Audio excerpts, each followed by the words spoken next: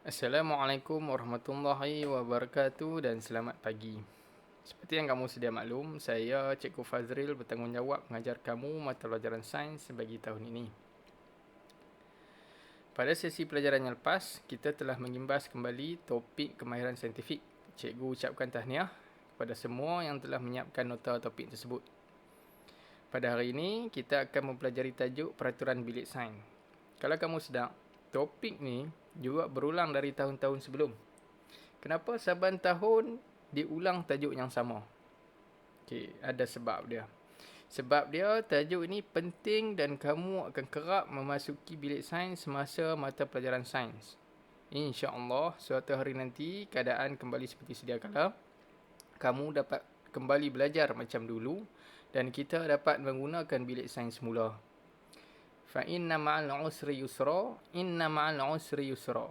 Oleh itu, maka tetapkanlah kepercayaanmu bahawa sesungguhnya tiap-tiap kesukaran disertai kemudahan. Sekali lagi ditegaskan bahawa sesungguhnya tiap-tiap kesukaran disertai kemudahan. Surah Al-Insyirah ayat 5 dan 6. InsyaAllah. Berbalik semula pada tajuk kita pada pagi ini iaitu peraturan bilik sains. Okey, perhatikan gambar bagi dua situasi ini. Kita tengok.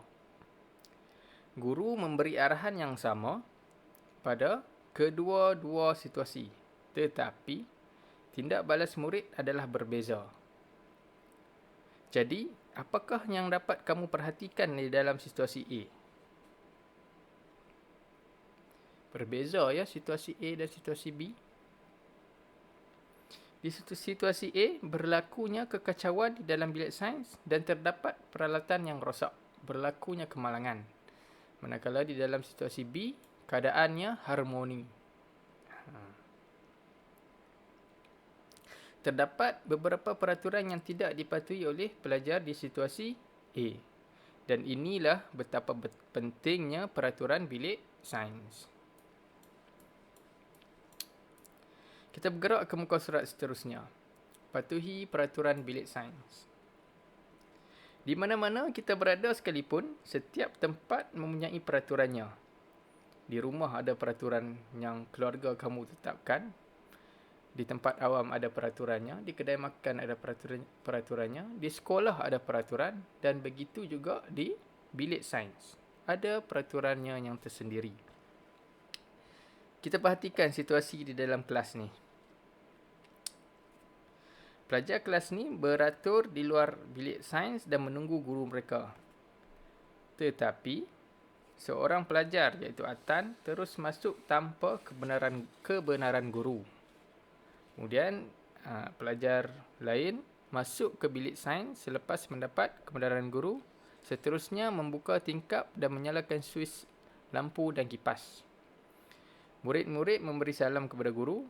Kemudian, semasa guru memberi arahan, Atan bergurau dengan rakannya.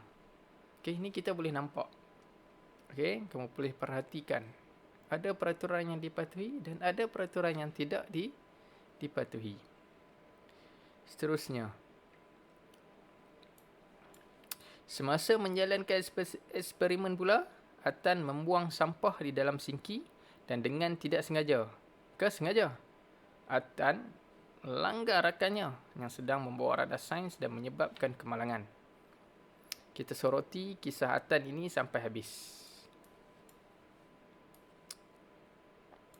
Semasa guru memberi arahan yang seterusnya, Atan bertindak memulakan eksperimen dengan menyalakan penundu bansen. Guru mereka menegur Atan atas perbuatannya. Tiba-tiba terdapat bau asap dan punca asap itu adalah dari tong sampah yang terbakar. Guru mereka dengan tangkas memadam api tersebut menggunakan pasir. Untuk pengetahuan kamu, pasir adalah salah satu alat yang boleh memadam api. Tapi perlu sesuailah dengan jumlah dan saiz api. Kalau dahulu dibekalkan baldi pasir sebagai kecemasan. Tetapi sekarang kita dah menggunakan alat pemadam api yang diletakkan di setiap kawasan sekolah.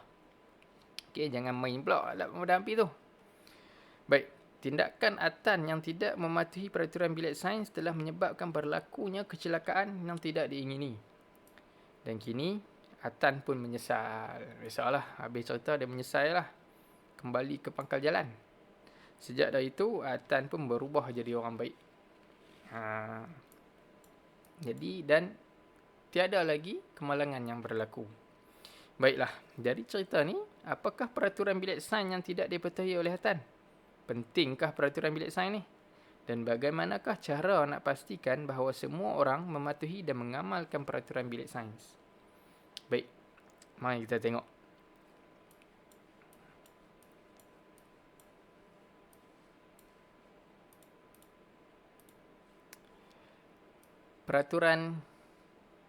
Inilah peraturan bilik sains yang perlu diamalkan oleh semua orang.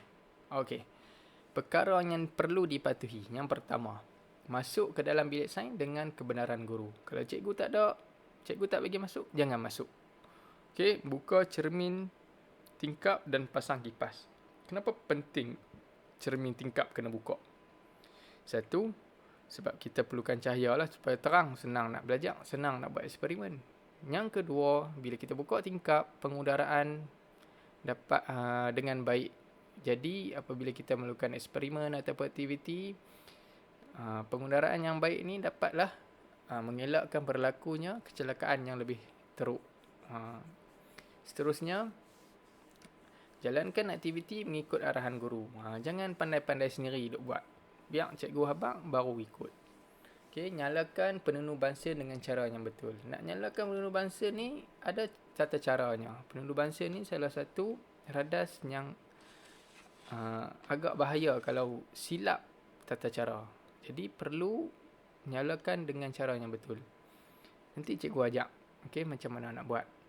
Okay, ikat rambut dengan rapi ketika mengendalikan eksperimen. Okey, rakan-rakan yang tak bertudung, yang rambutnya panjang perlu ikat. Kalau tidak, sekali lagi takut duduk tengah masak didihkan air, kena rambut, terbakar rambut naya.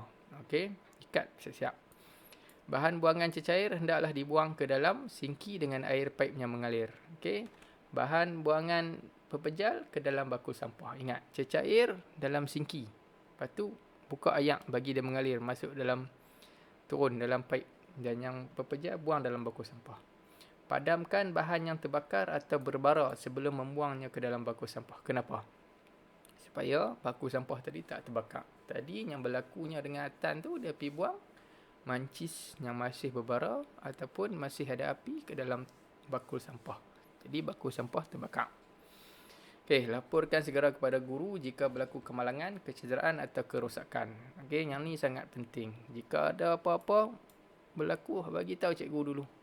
Supaya perkara yang berlaku tu, kemalangan yang berlaku tu tak jadi lagi teruk dan dapat dikawal. Okey, ni tak habaq, duk biar sekali lagi daripada benda sikit jadi teruk. Okey, bagaikan api dalam sekam. Okey, gunakan peti pertolongan cemas dengan bantuan guru. Buat nak tolong kawan, bagi tahu cikgu, sama-sama dengan cikgu buat. Kamu perlukan bantuan guru. Susun kerusi dan kemas bilik sains sebelum keluar. Ni kena kemas elok-elok lah, orang lain pula nak pakai. Okey, seterusnya perkara yang dilarang. Yang pertama, jangan bergurau dan berlari di dalam bilik sains. Sebab apa? Macam kita tengok cerita tadi. Bila bergurau, bila duk berlari ni, beberapa kemalangan boleh berlaku dan berbahaya. Okey, dilarang makan dan minum di dalam bilik sains. Memang tak boleh makan dan minum. Okey, satu akan menyebabkan bersepah lah, kotor, dan kemungkinan juga takut makanan tu terkena bahan eksperimen. Jadi makanan tu mungkin dah tercemar. Makan sakit perut pula. Okey, dilarang menyentuh, menghidu atau memasukkan sebarang bahan ke dalam mulut tanpa kebenaran guru. Okey, yang ni memang tak boleh. Bahan-bahan eksperimen jangan duk gatai pergi makan, duk pergi hidu. Kecuali cikgu suruh. Mungkin eksperimen tu memerlukan menggunakan deria. Kena hidu bau ke, nak kena rasa ke, yang tu tak apa. Tapi bukan semua eksperimen macam tu. Ada eksperimen yang kalau kita bau bahan kimia yang akan menyebabkan hidung kita rosak. Tak mau kan kemalangan. Dan juga kalau kita makan boleh keracunan. Baik, seterusnya, jangan membawa keluar peralatan sains tanpa kebenaran guru. Yang ni janganlah. Okey. Kalau pakat dia buat keluar habis barang dalam makmal sains, dalam bilik sains, orang lain nak pakai apa? Yang ni boleh dituduh sebagai mencuri, dah buat keluar oleh rumah pula. Tak boleh.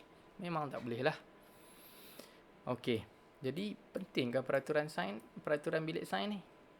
Penting supaya keadaan, keharmonian dalam bilik sains ni dapat dikekalkan.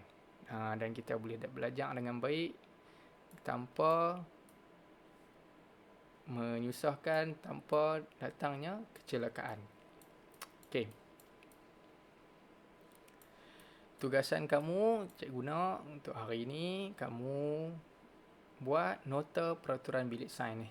Okey. Tulis tajuk, hari, tarikh.